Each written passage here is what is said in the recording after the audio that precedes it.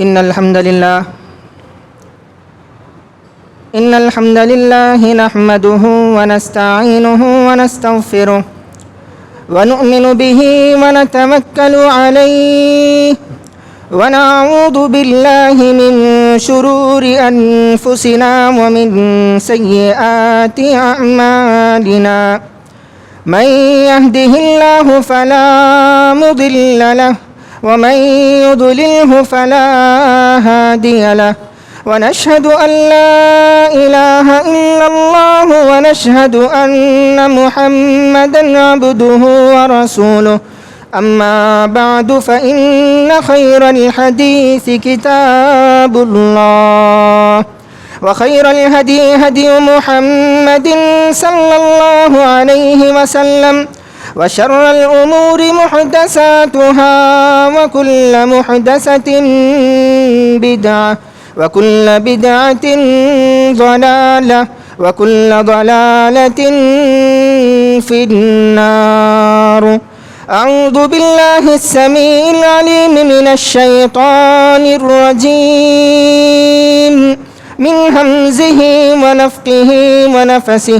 بسم الله الرحمن الرحيم. يا أيها الناس اتقوا ربكم الذي خلقكم من نفس واحدة وخلق منها زوجها وبث منهما رجالا كثيرا ونساء، واتقوا الله الذي تساءلون به والأرحام إن الله كان عليكم رقيبا. يا أيها الذين آمنوا اتقوا الله حق تقاته ولا تموتن إلا وأنتم مسلمون. يا أيها الذين آمنوا اتقوا الله وقولوا قولا سديدا يصلح لكم أعمالكم ويغفر لكم ذنوبكم، ومن يطع الله ورسوله فقد فاز فوزا عظيما. فقد قال الله عز وجل في موضع آخر: بسم الله الرحمن الرحيم.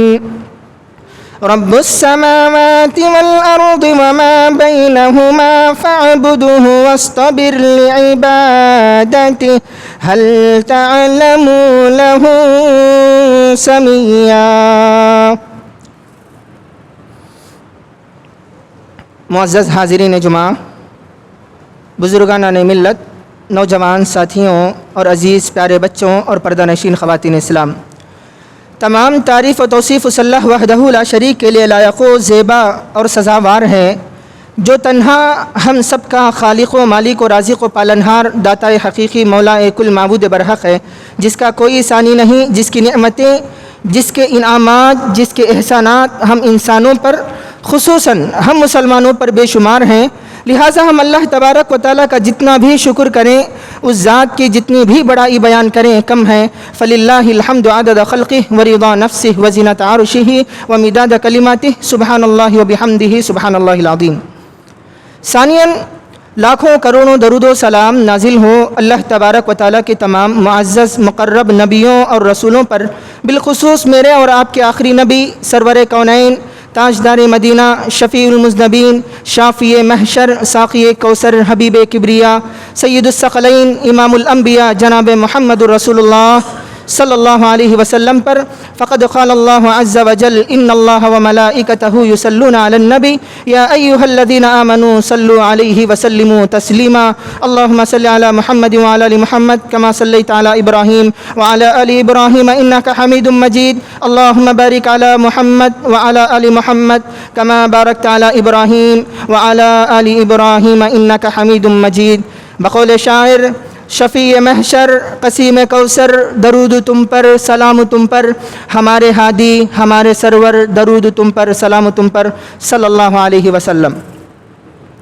معزز حاضرین جمعہ، ابھی میں نے آپ کے سامنے خطبہ مسنونہ کے بعد سورہ مریم کی ایک آیت کریمہ پڑھی ہے، اور اس آیت کریمہ کے انتخاب کا مقصد یہ ہے، جیسا کہ آپ سبھی حضرات جانتے ہیں، مجھے یہ عنوان دیا گیا کہ آج کے اس جمعہ کے خطبے میں آپ کے سامنے عقیدہ توحید کے موضوع پر کچھ باتیں آپ کے سامنے رکھنے کی کوشش کروں گا۔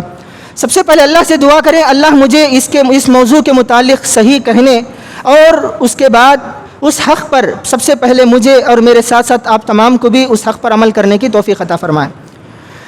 سب سے پہلی چیز دیکھیے، جو موضوع ہے عقیدہ توحید، یہ انسان کی زندگی میں بڑی ہی اہمیت کا حامل چیز ہے۔ فرض کریں، اگر مثال کے طور پر اگر آپ یہ سمجھیں کہ دین اسلام کا خلاصہ اگر کوئی چیز ہے تو وہ عقیدہ توحید ہے۔ توحید ہے سارے دین کا خلاصہ۔ آپ اس طریقے سے بھی اسے سمجھ سکتے ہیں کہ اگر سارے دین اسلام کو اگر ایک جسم مان لیا جائے، ایک پورا بدن مان لیا جائے، تو عقیدہ توحید سارے بدن میں دل کے مقام کی جگہ ہے۔ یعنی دل کو اللہ تبارک و تعالیٰ نے سارے جسم کے اندر جو مقام عطا کیا ہے، سارے دین کے اندر اللہ تبارک و تعالیٰ نے عقیدہ توحید کو وہ مقام عطا کیا۔ اور اس طریقے سے بھی آپ سمجھ سکتے ہیں کہ آپ غور کر سکتے ہیں اسی بات پر، اسی مثال پر، کہ جب دل خراب ہو جائے، آدمی کا جب دل کام کرنا بند ہو جائے تو اسے مٹی کے حوالے کر دیا جاتا ہے، انسان ناکارہ ہو جاتا ہے۔ ٹھیک اسی طرح اگر انسان کی توحید میں کمی آ جائے، انسان کے عقیدے میں گڑبڑی آ جائے، تو اس کا دین کچھ بھی باقی نہیں رہتا، اور اللہ تبارک و تعالیٰ کے پاس اس کے دین کی کوئی وقت نہیں رہے گی۔ بتانے کا مقصد یہ ہے کہ انسانی جسم میں جس طرح دل کا مقام ہے، وہی مقام دین کے اندر توحید کا ہے۔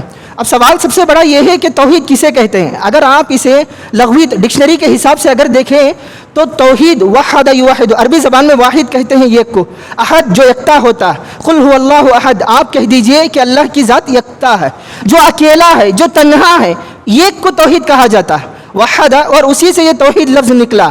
اور آپ کو معلوم ہونا چاہیے، آپ کو تعجب ہوگا اس بات سے، یہ جو توحید ہم اللہ کی آپ کے سامنے بیان کرتے ہیں، یہ توحید بڑی اہمیت کی حامل چیز ہے۔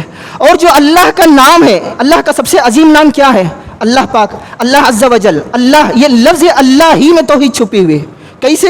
اللہ کے نام میں توحید ہے۔ میں نے آپ کے سامنے شروع میں آیت کریمہ پڑھی ہے، اللہ تبارک و تعالیٰ نے اس آیت کریمہ میں فرمایا هل تعلم له سمیا، کیا تم نے اللہ کا نام کسی کے نام کے ساتھ سنا ہے؟ یعنی اللہ تبارک و تعالیٰ نے اس آیت کریمہ میں یہ سوال پوچھا ہے کہ دنیا کے اندر کسی باپ نے اپنے بچے کا نام اللہ نہیں رکھا۔ اللہ کو ایک ماننے کو توحید کہا جاتا ہے۔ اللہ اپنے نام میں بھی اکیلا ہے۔ اللہ کا نام جو ہے یہ نام اکیلا ہے۔ اللہ کے علاوہ دنیا کے اندر، کائنات کے اندر، جب سے دنیا بنی ہے اور قیامت تک کسی کا نام اللہ نہیں ہے۔ اللہ اپنے نام میں بھی اکیلا ہے، اور یہی ہمارا آپ کو، اور یہی مجھے آپ کے سامنے آج کے اس جمعہ کے خطبے میں عرض کرنا، اللہ اپنے نام میں بھی اکیلا۔ اللہ کے نبی اللہ تبارک و تعالیٰ نے فرمایا هل تعلم له سمیا، کیا تم نے سنا ہے کبھی آپ نے کسی باپ نے اپنے بچے کا نام اللہ رکھا ہے؟ کسی دنیا کے کسی باپ نے اپنے بچے کا نام اللہ نہیں رکھا۔ اللہ اپنے نام میں بھی اکیلا۔ اللہ کا نام جو ہے، یہ لفظ اللہ جو ہے وہ بھی ایک پر دلالت کرتا ہے، اور وہ صرف اسی کا نام ہے، اس کے علاوہ کسی کا نام نہیں ہو سکتا۔ الغرض میں بتانے کا مقصد یہ ہے کہ ڈکشنری کے حساب سے توحید کہتے ہیں ایک ماننے کو توحید کہتے ہیں۔ اب دین اسلام کی اگر اصطلاح دیکھیں تو اصطلاح میں اللہ کی ذات، صفات، عبادات اور اعمال میں اللہ کو ایک ماننے کو توحید کہا جاتا ہے۔ اس کی بہت ساری قسمیں ہیں، ہم قسمیں اسے دو طریقے سے لیتے ہیں۔ سب سے پہلی دیکھیے، پہلی دو قسمیں کرتے ہیں، پھر بعد میں دو قسمیں کرتے ہیں، اس کے بعد اپنے موضوع کی طرف آتے ہیں۔ سب سے پہلے دیکھیے، یہ بہت ضروری ہے، اللہ تبارک و تعالیٰ نے کہا ہر مسلمان کو علم حاصل کرنا واجب ہے، یہی علم حاصل کرنا واجب ہے، اللہ کی توحید کا علم ہی حاصل کرنا واجب ہے۔ سب سے پہلی توحید کیا ہے؟ توحید فی الذات، اللہ کی ذات میں توحید، اللہ کو اس کی ذات میں اکیلا سمجھنا۔ اس کا کیا مطلب ہے؟ اللہ کو انسانوں کی طرح نہ سمجھنا۔ دیکھیے یہودیوں نے کیا کہا؟ حضرت عزیر علیہ السلام کو اللہ کا بیٹا کہا، وقالت الیہود عزیر ابن اللہ، وقالت النصارى، عیسائیوں نے، کرسچنوں نے کیا کہا؟ وقالت النصارى المسیح ابن اللہ، کرسچنوں نے کہا کہ حضرت عیسیٰ علیہ السلام اللہ کے بیٹے ہیں۔ یعنی توحید فی الذات کا مطلب یہ ہے کہ اللہ کو انسان کی طرح نہ سمجھنا۔ اللہ، دیکھیے اولاد کس کی ہوتی ہے؟ انسان کی ہوتی ہے، اللہ کی کوئی اولاد نہیں ہے۔ اور جو اللہ تبارک و تعالیٰ نے یہودیوں کو کرسچنوں کو جو اللہ تبارک و تعالیٰ نے کافر کہا مشرک کہا، کیا شرک تھا ان کے اندر؟ انہوں نے اللہ کی ذات میں انسانوں کو شریک کیا، انسانوں کی طرح انہوں نے اللہ کی ذات کو سمجھا اور کہا کہ جیسے انسانوں کو اولاد ہوتی ہے ویسے اللہ کی اولاد ہے، نعوذ باللہ۔ وقالت الیہود عزیر ابن اللہ وقالت النصارى المسیح ابن اللہ، جسے اللہ تبارک و تعالیٰ نے شرک کہا۔ یعنی معلوم کیا ہوا؟ توحید فی الذات، اللہ کو انسانوں کی طرح نہ سمجھنا، یہ سب سے پہلی توحید ہے۔ اور دوسری توحید کیا ہے؟ توحید فی الصفات، یعنی اللہ تبارک و تعالیٰ کے جو نام ہیں، جو صفات ہیں، اللہ نے اور اللہ کے نبی صلی اللہ علیہ وسلم نے جو قرآن و حدیث میں بیان کیے ہیں اسے ویسے ہی ماننا، جیسے اللہ کے نبی نے بیان کیا ہے اسے ویسے ہی ماننا، اور یہ عقیدہ رکھنا کہ اللہ ان میں بھی اکیلا ہے۔ کیسے کیا اللہ کے نبی صلی اللہ علیہ وسلم نے فرمایا؟ اللہ کے نبی صلی اللہ علیہ وسلم کی حدیث آتی ہے، انک سمیع قریب مجیب الدعوات۔ اللہ کے بارے میں آیا کہ اللہ کے نبی صلی اللہ علیہ وسلم فرماتے ہیں انک سمیع، اللہ تبارک و تعالیٰ سننے والا، سمیع قریب، اللہ تبارک و تعالیٰ کی ذات قریب ہے، شہر رگ سے زیادہ اللہ تبارک و تعالیٰ انسان کے قریب ہے، مجیب الدعوات، ہماری پکاروں کو سننے والا۔ اگر کوئی آدمی یہ کہے کہ اللہ نہیں سنتا کوئی دوسرا اور بھی سنتا ہے تو یہ شرک فی صفات ہو گیا۔ آج ہمارے مسلمان بھائی یہ عقیدہ رکھتے ہیں کہ اللہ کے علاوہ دوسرے بھی سنتے ہیں، اسی لیے اس کو شرک کہا جاتا ہے۔ بتانے کا مقصد یہ ہے کہ اللہ کو صفات میں بھی اکیلا ماننا۔ اور اسی طرح ایک اور مثال یہ بھی سمجھ سکتے ہیں، عالم الغیب، اللہ تبارک و تعالیٰ غیب کا جاننے والا، اللہ ہی جاننے والا، یہ اللہ کی صفت ہے۔ اللہ کے علاوہ اگر کوئی یہ کہے کہ اللہ کے علاوہ دوسرا بھی جانتا ہے، اللہ کی صفات میں شریک کرنا ہوا۔ بتانے کا مقصد یہ ہے کہ دوسری توحید ہے اللہ تبارک و تعالیٰ صفات میں بھی اکیلا۔ اللہ تبارک و تعالیٰ دعائیں سنتا، صرف وہی دعائیں سنتا، وہی ہمارا مشکل کشا، وہی ہمارا داتا، وہی مولا کل ہے، وہی معبود برحق ہے، وہی سب کی پکاروں کو سننے والا۔ اور اسی طرح دیکھیں ایک اور دوسری قسم ہے، ایک اور تقسیم ہے توحید کی، وہ دو طریقے سے یہ ہے کہ ایک توحید ربوبیت ہے اور توحید الوہیت ہے۔ ربوبیت کہتے ہیں اللہ کو اس کے کاموں میں اکیلا ماننا۔ اللہ کے جو کام ہیں، اللہ کا کیا کام ہے؟ روزی دینا ہے، پیدا کرنا ہے، موت دینا ہے، یہ سارے اللہ کے کام ہیں۔ اگر کوئی آدمی یہ کہے کہ یہ اللہ کا کام نہیں ہے، یہ فلاں پیر بھی کر سکتے ہیں، فلاں کر سکتے ہیں، تو یہ اللہ تبارک و تعالیٰ کی ربوبیت میں شریک کرنا ہوا۔ اور بتانے کا مقصد یہ ہے کہ توحید ربوبیت اس چیز کو کہتے ہیں کہ اللہ کے تمام کاموں میں اللہ کو اکیلا ماننا، یعنی اللہ پیدا کرنے والا ہے، وہ اکیلا ہی پیدا کرنے والا ہے، اس کا کوئی شریک نہیں۔ اللہ مارنے والا ہے، وہی اکیلا ہی مارنے والا، رازق ہے، روزی دینے والا۔ دیکھیں یہاں ایک بات اور میں آپ کے سامنے بتا دوں، کوئی یہ بات کہہ سکتا ہے کہ مار تو کوئی بھی سکتا ہے، آپ کسی کو بھی مار سکتے ہیں، جان سے مار سکتے ہیں، تو کیا آپ مارنے والے ہو گئے؟ ایسا نہیں ہو سکتا۔ حضرت ابراہیم علیہ السلام نے جب نمرود کے سامنے کہا کہ الم تر الی الذی حاج ابراہیم فی ربہ ان آتاہ اللہ الملک اذ قال ابراہیم ربی الذی یحیی و یمیت قال انا احیی و امیت۔ حضرت ابراہیم علیہ السلام نے نمرود سے کہا کہ میرا رب وہ ہے جو مارتا بھی ہے جلاتا بھی ہے۔ نمرود نے کہا میں بھی مارتا ہوں، دو لوگوں کو بلایا، اس نے مار دیا۔ تو کیا مطلب ہے اس کا؟ اللہ ہی مارنے والا۔ دیکھیے یہاں اس کا جواب یہ ہے کہ آپ مار سکتے ہیں، آپ کسی کو قتل کر سکتے ہیں، لیکن آپ موت نہیں دے سکتے، موت آپ کے بس میں نہیں ہے۔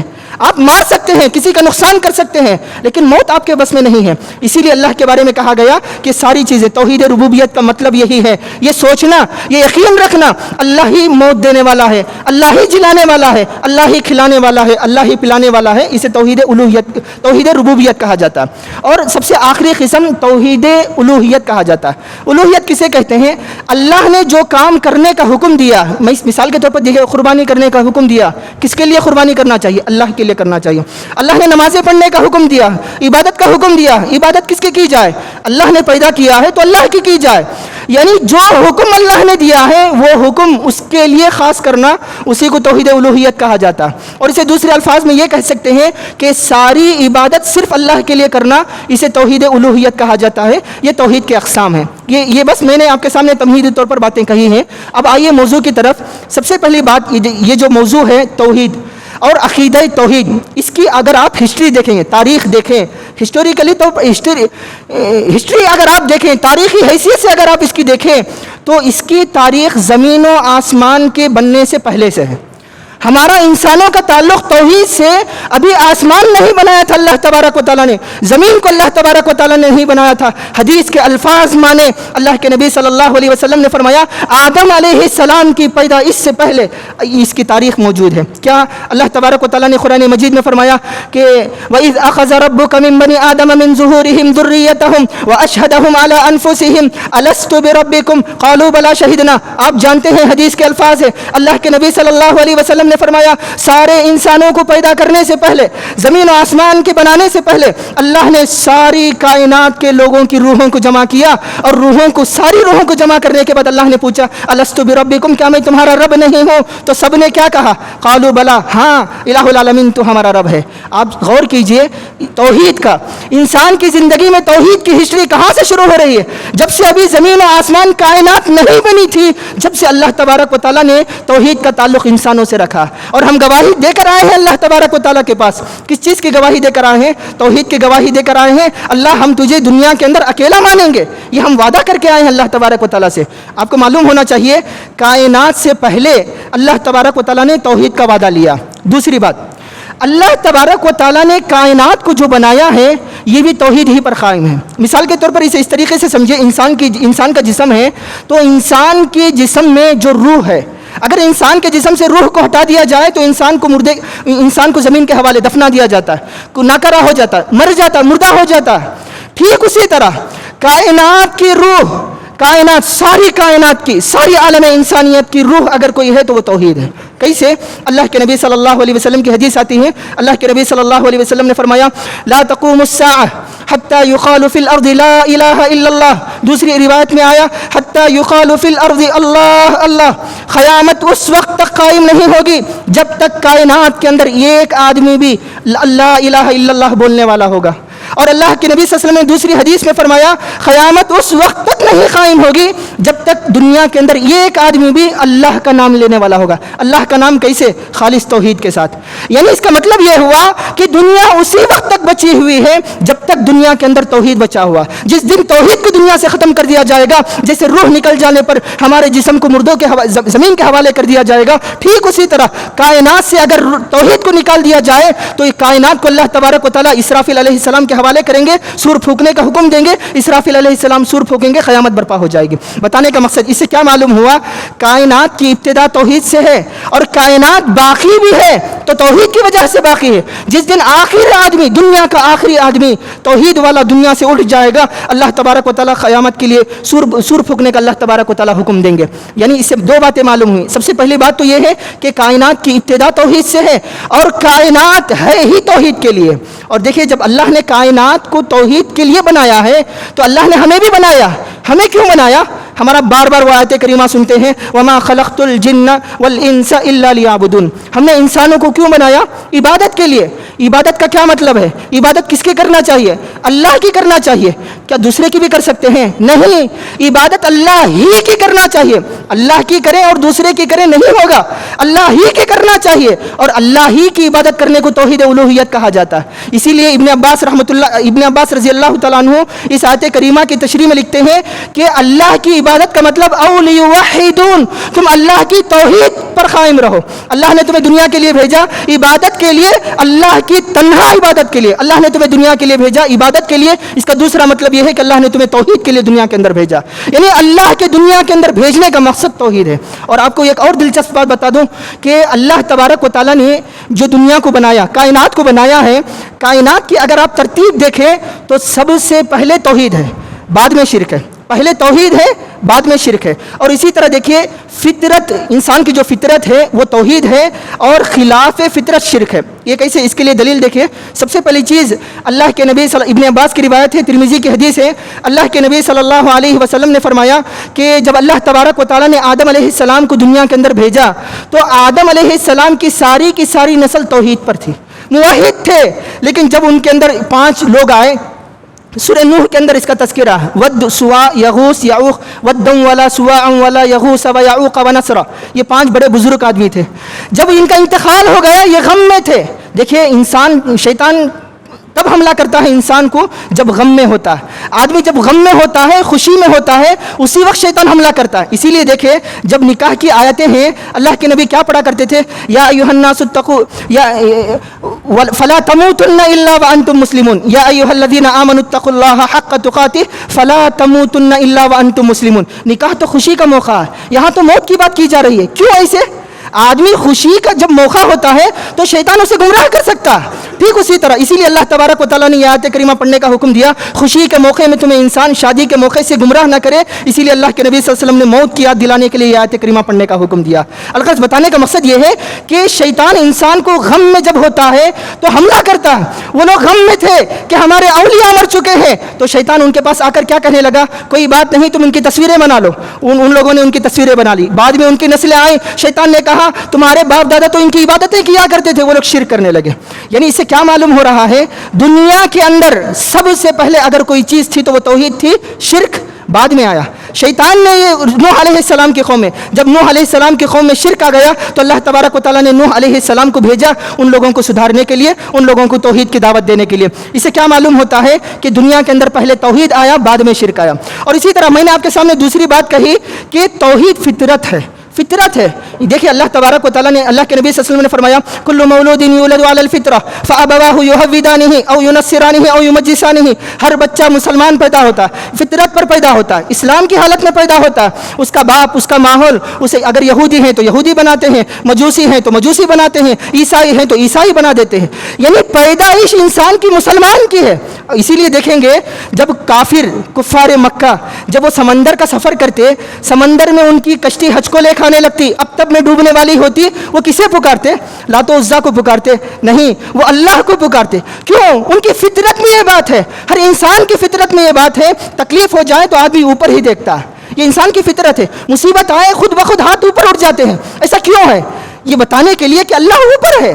یہ عقیدہ یہ انسان کی فطرت میں شامل ہے کہ اللہ تبارک و تعالیٰ کی ذات تنہا ہے, جو ساتوں آسمان کے اوپر عرش پر مستوی ہے, وہی ہمارے مسائل کو دور کرے گا. اسی لیے فطرتاً انسان مصیبت آنے پر اللہ ہی کی طرف سر بلند کرتا ہے, ہاتھوں کو اٹھاتا ہے. بتانے کا مقصد یہی ہے کہ انسان کی فطرت میں عقیدہ توحید ہے. اور آگے بات بتاؤں, اللہ کے نبی اللہ تعالیٰ نے جتنے بھی رسولوں کو دنیا کے اندر بھیجا, کیوں بھیجا؟ کیا پیغام دینے کے لیے بھیجا؟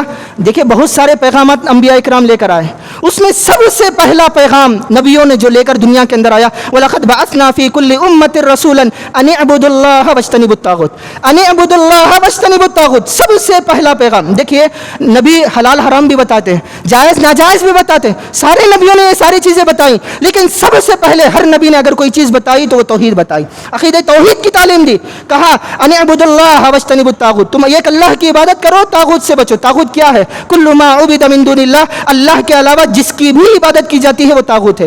یعنی ہر نبی توحید لے کر آیا. اور آپ کو اور تعجب کی بات یہ ہے کہ آپ دیکھیں ہر نبی جو شریعت لے کر آئے ہیں وہ الگ الگ ہے. مثال کے طور پر دیکھیں حضرت آدم علیہ السلام کی شریعت میں سگی بہن سے نکاح جائز تھا, دوسرے نبیوں میں حرام ہو گیا. ہماری شریعت میں بہن سے نکاح حرام ہے, وہ اس نبی کی شریعت میں نکاح حلال تھا, یہاں حرام ہے. موسیٰ علیہ السلام کو مسجد کے علاوہ کہیں نماز نہیں پڑھ سکتے تھے موسیٰ علیہ السلام کی قوم کے لوگ, ہمیں کہیں بھی نماز پڑھنے کا اللہ نے حکم دیا. یعنی بتانے کا مقصد یہ ہے کہ جائز ناجائز, حلال حرام مختلف ہے, لیکن ہر نبی کی دعوت جو ہے وہ ایک ہی ہے, وہ توحید ہے.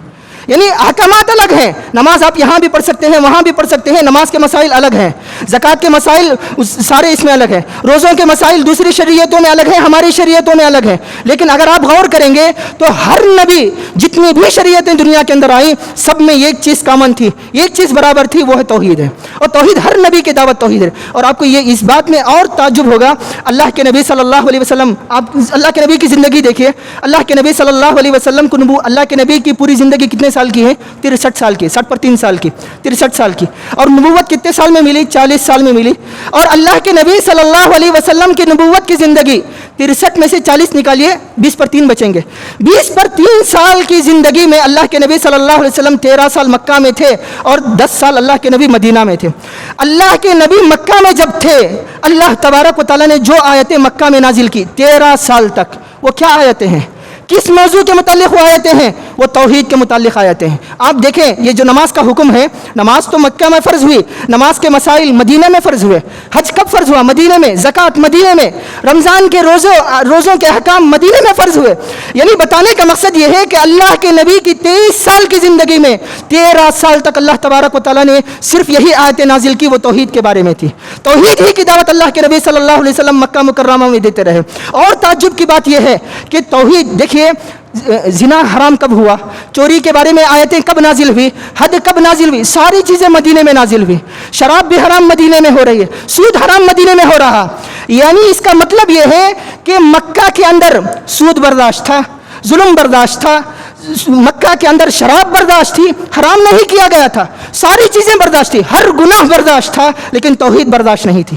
اللہ تبارک و تعالیٰ نے سب سے پہلے امت مسلمہ کو کسی چیز سے اگر حرام کیا تو وہ توحید سے اللہ تبارک و تعالیٰ نے شرک کو حرام کیا. اور اللہ کے نبی صلی اللہ علیہ وسلم کو سب سے پہلے اگر حرام کی اگر کوئی اللہ تبارک و تعالیٰ نے آیتیں نازل کی تو وہ شرک کے حرام ہونے کی آیتیں نازل کی. اور جہاں تک قرآنوں کی بات ہے، کتابوں کی بات ہے، اللہ تبارک و تعالیٰ نے کتابیں نازل کی. کیوں اللہ نے کتابیں نازل کی؟ کتاب احکمت آیاتہ ثم فصلت من لدن حکیم خبیر اللہ تعبدوا الا اللہ. کتابوں میں کیا ہے؟ ان کتابوں میں توحید کی بات ہے، اللہ تعبدوا الا اللہ، اللہ کے علاوہ کسی کی عبادت نہ کرو. میں آپ کو ایک بات بتا دوں، بڑی اچھی بات ہے کہ اگر آپ قرآن کھولیں گے، قرآن کی شروعات کہاں سے ہے؟ سورۃ البقرہ، سورۃ الفاتحہ سے. سورۃ الفاتحہ پر غور کر لیں. سورۃ الفاتحہ کیا ہے؟ امام ابن حجر رحمۃ اللہ علیہ نے لکھا ہے اگر کوئی آدمی توحید سیکھنا چاہتا ہے، توحید پڑھنا چاہتا ہے، وہ سورۃ الفاتحہ پڑھ لے، یہی اس کے لیے کافی ہے. سورۃ الفاتحہ الحمدللہ رب العالمین، قرآن کی شروعات توحید سے ہے. اور دلچسپ بات یہ ہے اگر آپ قرآن مجید اٹھائیں گے، سب سے پہلا حکم، سب سے پہلا آرڈر اللہ تبارک و تعالیٰ کا کیا ہے معلوم ہے؟ دوسری رکوع میں، سورہ بقرہ کے دوسرے رکوع میں یا ایھا الناس اعبدوا ربکم الذی خلقکم والذین من قبلکم یا ایھا الناس اعبدوا ربکم الذی خلقکم. 2 رکوع گزرے ہیں، اس میں کوئی حکم نہیں ہے. پہلا حکم جو اللہ تبارک و تعالیٰ نے قرآن مجید میں پیپر کے حساب سے، جو قرآن آپ کے سامنے موجود ہے، آپ کھولیں، گوگل کر کے دیکھیں، یا آپ کے پاس قرآن موجود ہے تو کھول کر دیکھ لیں. اللہ تبارک و تعالیٰ نے پہلا حکم قرآن مجید کے اندر کیا حکم ہے؟ پہلا آرڈر جو ہے یا ایھا الناس اعبدوا ربکم، سب سے پہلا حکم اللہ نے توحید کا دیا. اور سب سے پہلا منع اللہ تبارک و تعالیٰ نے کسی کام سے روکا ہے تو وہ کون سے کام سے؟ اس کے بعد کی آیت ہے اللہ تبارک و تعالیٰ نے فرمایا اعبدوا ربکم الذی خلقکم والذین من قبلکم لعلکم تتقون. اس کے بعد کی آیت الذی جعل لکم الارض فراشا والسماء بناء وانزل من السماء ماء فاخرج به من الثمرات رزقا لکم فلا تجعلوا للہ اندادا اللہ کے ساتھ کبھی بھی کہیں بھی کسی بھی مقام میں کہیں اللہ کے ساتھ کسی کو شریک نہ کرو. پہلا آرڈر اللہ تبارک و تعالیٰ کا قرآن مجید میں ترتیب کے حساب سے دیکھیں تو توحید کا ہے. سب سے پہلے اللہ تبارک و تعالیٰ نے قرآن مجید میں اگر کسی چیز سے منع کیا ہے تو اللہ تبارک و تعالیٰ نے شرک سے منع کیا.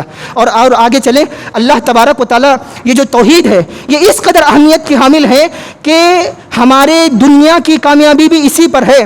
اگر توحید درست نہیں تو ہمیں دنیا میں کامیاب نہیں ہو سکتے. دنیا کے اندر بہت سارے لوگ جد و جہد کرتے ہیں. اللہ تبارک و تعالیٰ نے فرمایا وَلَوْ أَنَّ أَهْلَ الْقُرَىٰ آمَنُوا وَاتَّقَوْا لَفَتَحْنَا عَلَيْهِمْ بَرَكَاتٍ مِّنَ السَّمَاءِ وَالْأَرْضِ.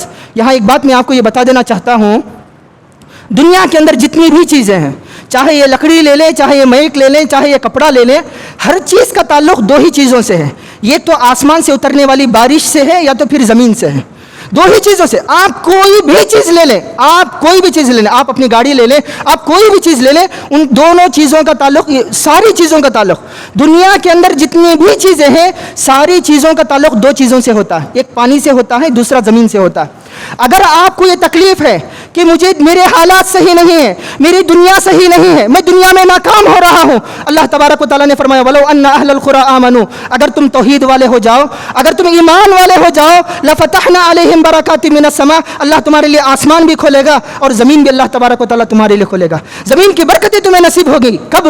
دیکھیں میں نے آپ کے سامنے کہا ساری دنیا کی نعمتیں 2 ہی چیزوں پر منحصر ہے، پانی اور زمین. اللہ کا وعدہ ہے اگر توحید والے ہو گئے لوگ تو اللہ تبارک و تعالیٰ تمہیں پانی بھی دے گا اور زمین کی برکتیں بھی اللہ تبارک و تعالیٰ تمہیں نوازے گا. یہ تو دنیا کی بات ہے. خبر کی بات جائے آدمی مر جائے, اللہ کے نبی صلی اللہ علیہ وسلم نے مرنے والے کو کیا تلقین کرنے کا حکم دیا. اللہ کے نبی صلی اللہ علیہ وسلم نے فرمایا لقنوا موتاکم بلا الہ الا اللہ, مرنے والے کو لا الہ الا اللہ کی تلقین کرو. آج ہمارا معاملہ یہ ہے کہ اگر کوئی آدمی مرنے والا ہے, ہمارا ڈاکٹروں کے حوالے کر رہے ہیں, ڈاکٹروں کے حوالے کر کر بھول جا رہے ہیں اور یہ امید رکھ رہے ہیں کہ ڈاکٹر اس کا علاج کر دے گا, اس کی جان کو بچا دے گا. ارے کم سے کم آپ اپنے پاس رکھو, اسے کلمے کی تلقین کرو, کم سے کم کلمے پر اگر موت ہو جائے. اللہ کے نبی صلی اللہ علیہ وسلم نے فرمایا من کان آخر کلامہ لا الہ الا اللہ دخل الجنہ, جس کا آخری کلمہ لا الہ الا اللہ ہوگا, توحید کا کلمہ ہوگا, اللہ تبارک و تعالیٰ اسے جنت میں داخل کر دیں گے. اس کا لحاظ ہمارا آپ کو کرنا چاہیے. یہ تو مرنے کی بات ہے. مر کر جب آپ خبر میں جائیں گے یثبت اللہ الذین آمنوا, ثابت قدم کون رہے گا, خبر میں کامیاب کون رہے گا, جو ایمان والا ہوگا. یثبت اللہ الذین آمنوا, اور مرنے کے بعد جب حساب و کتاب ہوگا اللہ تبارک و تعالیٰ ہمارے اعمال کو وزن کریں گے. حضرت موسیٰ علیہ السلام نے اللہ سے پوچھا اللہ تبارک و تعالیٰ مجھے ایسا کلمہ سکھاؤ, ایسا ذکر سکھاؤ جسے میں یاد کروں, جسے میں ذکر کروں. اللہ نے کہا کہ موسیٰ لا الہ الا اللہ کہو. موسیٰ نے کہا کل عبادک یقولون لا الہ الا اللہ, اے اللہ ہر بندہ تیرا لا الہ الا اللہ کہتا ہے, مجھے کوئی دوسرا اور ذکر چاہیے جس سے میں تجھے یاد کروں. اللہ نے کہا اے موسیٰ جس کلمے کو میں نے تمہیں کرنے کا حکم دیا ہے یہ ایسا کلمہ ہے اگر اللہ کی ساری مخلوقات ایک پلڑے میں رکھ دی جائیں اور دوسرا کلمہ اگر یہ یعنی لا الہ الا اللہ یہ کلمہ دوسرے پلڑے میں رکھ دیا جائے تو وہ کلمہ بھاری ہو جائے گا. اللہ کی مخلوقات آپ سمجھتے ہیں کیا ہیں؟ فرشتے کیسی مخلوقات ہیں اللہ تبارک و تعالیٰ کی, کتنے زیادہ ہیں اللہ کی مخلوقات میں فرشتے. اللہ کے نبی نے جبرائیل کے بارے میں کہا میں غار حرا سے جب آ رہا تھا مجھے آواز آئی, میں پلٹ کر دیکھا تو جبرائیل کو دیکھا کہ وہ کرسی پر بیٹھے ہوئے ہیں, زمین و آسمان کو ان کی کرسی گھیرے ہوئے ہیں. اور اللہ کے نبی صلی اللہ علیہ وسلم نے دوسری مرتبہ جبرائیل کو دیکھا تو کہا ان کے 600 پر تھے, 2 پر کا حال یہ تھا کہ وہ مشرق و مغرب ساری کائنات کو گھیرے ہوئے. اتنی بڑی مخلوق ہے. اللہ کے نبی صلی اللہ علیہ وسلم نے حدیث میں فرمایا ساری مخلوقات کو ایک پلڑے میں رکھ دو اور کلمہ صرف یہ ایک کلمہ. ایک اور حدیث آتی بڑی پیاری حدیث ہے, اللہ تبارک و تعالیٰ بندے سے کہے گا کہ تم اپنا نامہ اعمال کھولو. بندے کا نامہ اعمال کھولا جائے گا قیامت کے دن, سارے دفتر 99 دفتر کھولے جائیں گے, 90 پر 9 دفتر رجسٹر کھولا جائے گا, سارے گناہ ہی گناہ. اللہ تبارک و تعالیٰ بندے سے پوچھے گا اظلم کا کیا فرشتوں نے تمہارے ساتھ ظلم کیا ہے؟ بندہ کہے گا نہیں اللہ تبارک و تعالیٰ یہ میرے ہی گناہ ہے, فرشتوں نے میرے اوپر کچھ نہیں کیا ہے, ظلم نہیں کیا, یہ میرے ہی گناہ ہے. اللہ تبارک و تعالیٰ ان سے پوچھیں گے کیا اس کے علاوہ کوئی تمہارے پاس نیکی ہے؟ بندہ کہے گا کہ نہیں. اللہ تبارک و تعالیٰ ایک کارڈ نکالیں گے اور اس کارڈ میں لا الہ الا اللہ ہوگا. بندہ تعجب کرے گا اللہ یہ 99 دفتر ہے, یہ کارڈ کیا ہوگا؟ اللہ تبارک و تعالیٰ جب وہ پلڑے میں رکھیں گے تو سارے پلڑوں پر سارے گناہوں پر وہ ایک پلڑا بھاری ہو جائے گا, وہ ایک کارڈ بھاری ہو جائے گا. یہ کون سا کارڈ ہے؟ اس کارڈ میں کیا ہے؟ وہی ہماری زندگی کا کارڈ ہونا چاہیے, وہی ہماری زندگی کی پہچان ہونا چاہیے, وہ ہے لا الہ الا اللہ, وہ ہے توحید. یہ تو دیکھیے یہ خبر آخرت اور جنت جہنم کا فیصلہ بھی توحید کی بنیاد پر ہے. اللہ تبارک و تعالیٰ نے فرمایا حرم اللہ علیہ الجنہ انہ من یشرک باللہ فقد حرم اللہ علیہ الجنہ, جو شرک کرے اللہ نے اس پر جنت کو اللہ نے حرام قرار دیا. یعنی آخرت میں بھی دنیا کی کامیابی بھی آپ کو توحید میں ہے اور آخرت کی کامیابی بھی آپ کو توحید میں ہے. اور آگے چلتے ہیں, مختصر سا وقت ہے اور میں آپ کا معذرت کے ساتھ تھوڑا اور وقت لوں گا. دیکھیے آج کل حالات بہت خراب ہیں, ہر کسی کا یہ دعویٰ ہے کہ حالات بہت خراب ہیں, پریشانیاں ہیں, مصیبتیں ہیں. کوئی آدمی دنیا کے اندر ایسا نہیں ہے جسے مصیبتیں نہیں ہیں, پریشانیاں نہیں ہیں, بیماریاں نہیں. اگر آپ ایسی زندگی چاہتے ہیں کہ آپ کو مصیبتیں نہ ہو تو وہ دنیا میں ہونے والا بھی نہیں ہے, وہ صرف جنت میں ہونے والا ہے. اور جنت میں آپ کو کوئی پریشانی نہیں ہوگی. دنیا کی زندگی میں چاہے آدمی کے پاس کتنا پیسہ رہے, آدمی پیسہ لے کر بھی پریشان ہے. بتانے کا مقصد یہ ہے کہ پریشانیاں ہر کسی کو ہیں. عام طور پر یہ ترک بیان کرتے ہیں کہ آج حکومت کی طرف سے فلاں ہے, مصیبتیں ہیں, پریشانیاں ہیں. میں آپ کو بتا دوں ان ساری پریشانیوں کا حل توحید ہے, ساری پریشانیوں کا حل توحید ہے. اس کا ادھارن کیا ہے؟ آپ یونس علیہ السلام کے واقعے پر غور کرو. اللہ نے یونس علیہ السلام سے کہا کہ تم ناراض ہو کر مت جاؤ. یونس علیہ السلام اپنی قوم سے ناراض ہو گئے, سمندر میں کشتی میں بیٹھے, کشتی ڈوبنے لگی. لوگوں نے کہا کہ ایک آدمی کو کشتی کے اندر سے اتارا جائے, 3 مرتبہ خورا ڈالے. حضرت یونس علیہ السلام کا نام آیا, یونس علیہ السلام کو ڈال دیا گیا, مچھلی نے یونس علیہ السلام کو نگل لی. دیکھیے کیا کیا مصیبتیں ہیں یونس علیہ السلام کے لیے. ایک تو گاؤں سے نکل گئے, اب آئے تو اجالا چھن گیا, مچھلی کے پیٹ میں چلے گئے ہیں, کھانا نہیں ہے, پینا نہیں ہے. کیسی مصیبت ہے حضرت یونس علیہ السلام کی. اور اگر ہم ہوتے وہاں پر تو ہم کیا دعا کرتے؟ ظاہر بات ہے میں ہوتا, آپ ہوتے, اللہ مجھے مچھلی کے پیٹ سے نکال دے, مجھے کھانا نہیں ہے, مجھے کھانے کی ضرورت ہے, میرے ماں باپ نہیں ہیں, مجھے ماں باپ سے ملا دے. قربان جائیے حضرت یونس علیہ السلام کی توحید پر. آپ دعا جانتے ہیں, آپ نے یونس علیہ السلام نے کیا دعا کی؟ کوئی دعا نہیں کی. کبھی نہیں کہا یونس علیہ السلام نے کہ مجھے سمندر سے باہر کر دیا جائے. یونس علیہ السلام نے صرف یہ دعا کی, وہ دعا توحید ہے, لا الہ الا انت سبحانک. کوئی ساری پریشانیاں ہیں, ساری مصیبتیں, اللہ نے کہا ونادیٰ فی الظلمات, اندھیروں میں حضرت یونس علیہ السلام پکار رہے ہیں. مچھلی کے پیٹ کا اندھیرا ہے, رات کا اندھیرا ہے, سمندر کی گہرائی میں بھی اندھیرا ہوتا ہے, سائنس پڑھنے والے جانتے ہیں. سارے اندھیروں میں اللہ یونس علیہ السلام نے کسے پکارا؟ کیا پکارا انہوں نے؟ توحید ہی کو آواز لگائی, لا الہ الا انت سبحانک. نتیجہ کیا ہوا؟ اتنا بار بار توحید کو پکار رہے تھے, لا الہ الا انت, توحید کا سہارا لے رہے تھے, توحید کا واسطہ لے رہے تھے. اللہ تبارک و تعالیٰ نے کہا فلولا انہ کان من المسبحین, اگر یہ بار بار توحید کا ذکر نہ کرتے, قیامت کے دن میں سب لوگوں کو جب میں خبروں سے زندہ کرتا, خبروں سے اٹھاتا, تو میں یونس علیہ السلام کو مچھلی کے پیٹ سے نکالتا. لیکن اللہ تبارک و تعالیٰ نے یونس علیہ السلام کو مچھلی کے پیٹ سے نجات دے دی. کیسے نجات ملی حضرت یونس علیہ السلام کو؟ وہی کلمہ. وہ کلمہ کیا ہے؟ وہ کلمہ توحید کا کلمہ. اور میں آخر میں آپ کو ایک بات بتا دوں, آپ ہمیشہ ذکر و اذکار کی پابندی کیجیے. دیکھیے جتنے بھی ذکر و اذکار ہیں, اس کا خلاصہ کیا ہے؟ ذکر و اذکار اللہ کے نبی صلی اللہ علیہ وسلم کی زندگی دیکھیے. اللہ کے نبی کے بارے میں حضرت عائشہ کہتی ہیں یذکر اللہ علی کل احیانہ, اللہ کے نبی ہمیشہ ذکر کر رہے ہیں, ہمیشہ اللہ کے نبی ذکر کر رہے ہیں. ذکر کیا ہے؟ سبحان اللہ توحید ہے, الحمدللہ توحید ہے, اللہ اکبر توحید ہے, لا الہ الا اللہ توحید ہے, لا حول ولا قوت الا باللہ. جتنی بھی ذکر کی دعائیں ہیں ساری کی ساری توحید ہیں. اگر آپ ان کا اہتمام کریں گے, یقین مانیں آپ کی زندگی میں توحید آئے گا, آپ کی زندگی میں توحید آئے گا. اور اسی طرح دیکھیے ایک دوسری بات یہ بھی ہے کہ عام طور پر بہت سارے لوگ اصلاح معاشرہ چاہتے ہیں, جلسہ ہوتا ہے, بڑے بڑے پروگرام ہوتے ہیں. مقصد کیا ہوتا ہے؟ کہ لوگوں کی اصلاح ہو جائے. دیکھیے لوگوں کی اصلاح سب سے پہلے توحید سے ہونا چاہیے. توحید کی اگر اصلاح نہیں ہوگی, ساری خرابیاں اگر ہوں گی, ساری اچھائیاں ہوں گی, اگر توحید اگر ہمارا خراب ہوگا, آپ لوگوں کے اوپر کام کر رہے ہیں, پیسہ لگا رہے ہیں, جلسہ کر رہے ہیں, اگر لوگوں کے اندر توحید نہیں ہے, آپ دوسرے موضوعات پر سارا پیسہ خرچہ کر رہے ہیں, اس کا کوئی فائدہ ہونے والا نہیں. اللہ کے نبی صلی اللہ علیہ وسلم سب سے پہلے مکہ کے لوگوں کو دعوت دی, تو کیا انہوں نے دعوت دی؟ قولوا لا الہ الا اللہ تفلحوا تملکوا العرب والعجم. اللہ کے نبی کی سب سے پہلی دعوت کیا تھی؟ اللہ کے نبی صلی اللہ علیہ وسلم نے لا الہ الا اللہ کی دعوت کی. اور اسی طرح ایک آخر بات یہ بھی ہے کہ ہم آپ جو اولاد کی تربیت کی بات کرتے ہیں, ہم آپ اپنی اولاد کی تربیت کی, دیکھیے آج ہمارے بہت سارے ایسے گھرانے موجود ہیں کہ باپ توحید پر قائم ہے, بیٹا بیوی بچے توحید پر قائم نہیں. اوپر گھر والا توحید پر قائم ہے تو نیچے گھر والا توحید پر قائم نہیں, اڑوس پڑوس توحید پر قائم نہیں ہے. ہمیں بچانے کی کوئی فکر نہیں ہے. آپ کو معلوم ہونا چاہیے کہ اگر ہم آپ ان کو بتانے میں, ان کو سمجھانے میں, یہ تو دور کی بات ہے, خود اپنی اولاد کو دیکھیے. آپ اپنی اولاد کے بارے میں, بہت سارے لوگ ہیں دعائیں اتنے کرتے ہیں, دعائیں کر کے بیٹے کو انجینئر بنا رہے ہیں, دعائیں اتنے کر رہے ہیں کہ بیٹا ڈاکٹر میں کامیاب ہو جا رہا ہے. لیکن آپ کی دعا, آپ کو یہ دعا کرنے کی توفیق نہیں ہے کہ میرا بیٹا موحد ہو جائے, میرا بیٹا توحید والا ہو جائے. کبھی آپ یہ دعا کیجئے. حضرت ابراہیم علیہ السلام توحید والے ہیں, دیکھا باپ مشرک تھے, ماں مشرک تھی, خاندان والے مشرک تھے, چھوڑ کر آ گئے, بیٹا بیوی بچے اہل توحید ہو گئے. تو اس کے بعد حضرت ابراہیم علیہ السلام کیا دعا کر رہے ہیں؟ وَإِذْ قَالَ إِبْرَاهِيمُ رَبِّ اجْعَلْ هَٰذَا الْبَلَدَ آمِنًا وَاجْنُبْنِي, اے اللہ میری اولاد کو شرک سے بچا. آج ہمارا حال یہ ہے کہ بیٹا شرک کر رہا ہے, ہمیں پوچھنے کی ہمت نہیں ہے کہ تم کیا کر رہے ہو. میں آپ کو ایک ترک بتا دوں, حضرت زکریا علیہ السلام یہ کون ہے؟ حضرت مریم علیہ السلام کی پرورش کر رہے تھے. حضرت مریم علیہ السلام جب حاملہ ہوئی, جب ان کے پیٹ میں بچہ ہوا, لوگوں نے الزام لگایا ان پر, تو دنیا سے کٹ گئی. دنیا سے کٹ کر جنگل میں چلی گئی. تو جنگل میں جب جانے کے بعد دنیا سے سارا کٹ ہو گیا, کوئی آنے جانے والا نہیں ہے جنگل میں. پھر بھی حضرت مریم علیہ السلام کے پاس اللہ تبارک و تعالیٰ کی طرف سے پھل آ رہا ہے. آم کا سیزن نہیں ہے, آم موجود ہے. سیب کا سیزن نہیں ہے, سیب موجود ہے. انار کا سیزن نہیں ہے, انار موجود ہے. حضرت زکریا علیہ السلام نبی ہیں. حضرت زکریا علیہ السلام دیکھ رہے ہیں کہ وہ چیز موجود ہے, پھل تو میں لا کر نہیں دیا, کون لا کر دیا؟ حضرت زکریا علیہ السلام اپنی بیٹی سے پوچھتے ہیں, حضرت مریم علیہ السلام سے, انا لکی ھذا, یہ پھل کہاں سے آیا؟ یہاں دیکھیے غور کرنے کی بات, یہی مجھے آپ کے سامنے عرض کرنی ہے.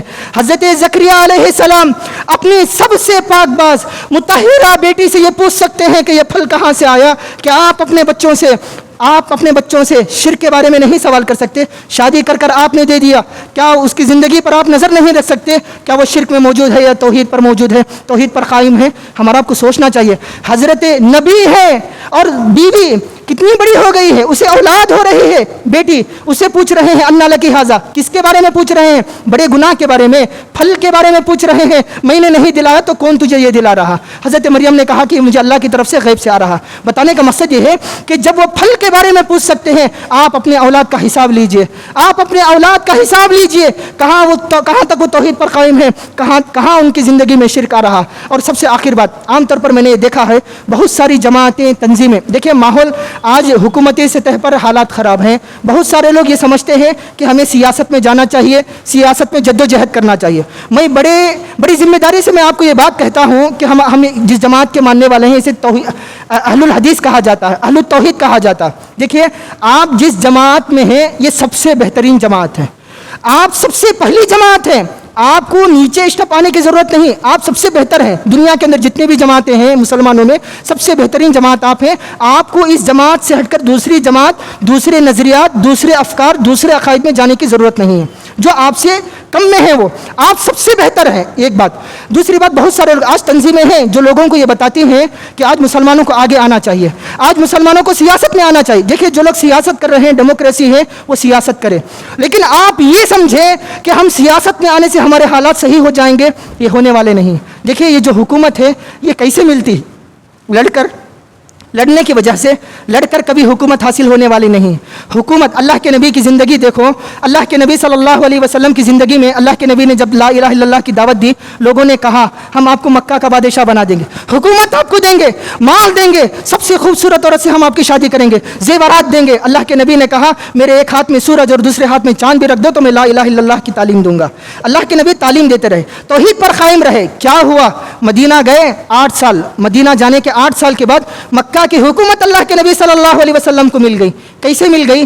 क्यों मिली? क्या खून बहाया अल्लाह के नबी सल्लल्लाहु अलैहि वसल्लम ने? कभी हुकूमत हासिल करने के लिए अल्लाह के नबी ने जद्दोजहद की? आज बहुत सारी तंजीमें हैं जो ये बताती हैं कि हमें हुकूमत हासिल करना चाहिए। नहीं, देखिए हुकूमत अल्लाह तबारक व तआला का इनाम है, और अल्लाह तबारक व तआला ये इनाम किसे देता है? अपने तौहीद वाले बंदों को देता। अगर आप तौहीद पर अमल पैदा हो जाएं, आपकी तौहीद सही हो जाए, अल्लाह तबारक व तआला आपको दुनिया में इनाम देगा। और वो इनाम क्या होगा? आपको अल्लाह तबारक व तआला हुकूमत से सरफराज करेगा। आज बहुत सारे लोग हैं, बहुत सारे आज हमारी जमात में भी ऐसे नौजवान मौजूद हैं जो तंजीमों से जुड़ते हैं और ये ख्यालात, ये अफकारात उनके होते हैं, जिसकी वजह से मैंने ये सारी बातें की। सारी बातों का खुलासा यही है कि अल्लाह तबारक व तआला ने हमें जिस लिए पैदा किया है वो उसी की इबादत के लिए। और तौहीद, मेरा उन्वान जो था अकीदे तौहीद, इसका मतलब ही यही है कि ये एक मानना। किस में एक मानना? अल्लाह को एक मानना, अल्लाह को ज़ात में एक मानना। अल्लाह ज़ात भी अल्लाह की एक ही है, दो नहीं है, एक ही है। अल्लाह ज़ात में अकेला, सिफात में अकेला, और अल्लाह के जो काम है वो काम भी अल्लाह अकेले ही करता है, उसे किसी एक सपोर्ट की ज़रूरत नहीं। आप अगर कोई आदमी ये चाहता है कि उसे तौहीद के बारे में और पढ़े, आप देखिए सूरतुल इखलास को पढ़ लीजिए। सूरतुल इखलास के बारे में अल्लाह के नबी ने क्या कहा मालूम है? अल्लाह के नबी सल्लल्लाहु अलैहि वसल्लम ने फरमाया कि सुलुसुल कुरान, ये 1/3 कुरान है। 3 मरतबा अगर कोई सूरतुल इखलास पढ़ ले, अल्लाह के नबी सल्लल्लाहु अलैहि वसल्लम ने फरमाया उसे पूरा कुरान पढ़ने का सवाब है। क्यों इतना सवाब अल्लाह तबारक व तआला ने इस सूरत में रखा है? क्योंकि इसके अंदर तौहीद बयान की गई है। सबसे अजीम आयत आयतुल कुर्सी है। क्यों अजीम आयत है? उसके अंदर तौहीद, अस्मा और सिफात सारी बयान की गई हैं। तौहीद की आयत है जिसकी वजह से इतनी फजीलत है। अल्लाह के नबी सल्लल्लाहु अलैहि वसल्लम ने मुअज्जिन के बारे में कहा कि मुअज्जिन की गर्दन क़यामत के दिन लंबी होगी। क्यों लंबी होगी मुअज्जिन की गर्दन? क्योंकि वो अशहदु अल्ला इलाहा इल्लल्लाह तौहीद की दावत देता है। आपको ताज्जुब होगा इस बात से, इंसान तो इंसान, हत्ता कि जो परिंदे होते हैं वो भी तौहीद को अपनाते हैं, लेकिन हमारा मामला ये है कि हमारे मोहल्ले में, हमारे घर में शिरक हो रहा है, हमें कोई फिक्र नहीं है, हमें बचाने की कोई फिक्र नहीं है। हमारे रिश्तेदार शिरक करें, हमारे बीवी बच्चे शिरक करें, हमें बचाने की कोई फिक्र नहीं। हालांकि आपको ताज्जुब होगा इस बात से, एक परिंदा समझता। आपको मालूम है हज़रत सुलेमान अलैहिस्सलाम के ज़माने में एक हुदहुद परिंदा था। वो एक मलिका की खबर लेकर आया। आकर क्या कहा उसने हज़रत सुलेमान अलैहिस्सलाम से? वजदतुहा व कौमहा यसजुदून लिश्शम्स मिन दुनिल्लाह। एक छोटा सा परिंदा है। हज़रत सुलेमान अलैहिस्सलाम अटेंडेंस लेते हैं, परिंदा नहीं होता। हज़रत सुलेमान अलैहिस्सलाम ने कहा कि जब वो आएगा तो मैं उसे कत्ल कर दूंगा, मैं उसे सजा दूंगा। जब आया तो आकर तर्क बयान करने लगा, अरे सुलेमान अलैहिस्सलाम, मैं लेट से इसलिए आया तुम्हारे दरबार में, वजदतुहा व कौमहा यसजुदून लिश्शम्स मिन दुनिल्लाह, मैं इसी कौम को देख कर आ रहा हूँ जो अल्लाह को छोड़कर दूसरों की इबादत कर रही है। देखिए परिंदे को एहसास है शिर्क का, परिंदे को एहसास हो रहा है कि वो औरत शिर्क कर रही है। शिर्क दुनिया के अंदर नहीं होना चाहिए। हम मुसलमान हैं, हम अपने आप को अहलुल हदीस कहते हैं, अहले तौहीद कहते हैं, हम अपने आप को जन्नती कहते हैं। अगर हमारी ज़िंदगी में अगर कहीं से भी अगर शिर्क आए तो हमारा आपको सोचना चाहिए آپ یہ فیصلہ کر سکتے ہیں ہم زیادہ موحد ہیں یہ وہ حضرت سلیمان علیہ السلام کا جو پرندہ ہے وہ احساس کرنے میں توحید کے معاملے میں ہمارے سے زیادہ حساس ہے. باتیں بہت زیادہ ہو گئی, میں آپ سے معذرت چاہتا ہوں. اللہ سے دعا ہے اللہ تعالی ہم میں سے ہر مسلمان کو ساری دنیا کے مسلمانوں کو توحید پر قائم اور دائم رہنے اور توحید کی دعوت عام کرنے کی توفیق عطا فرمائیں. اقول قولی ھذا استغفر اللہ لی ولکم ولسائر المسلمین انہ تعالی جواد کریم وملک ورؤوف رحیم ورب حلیم.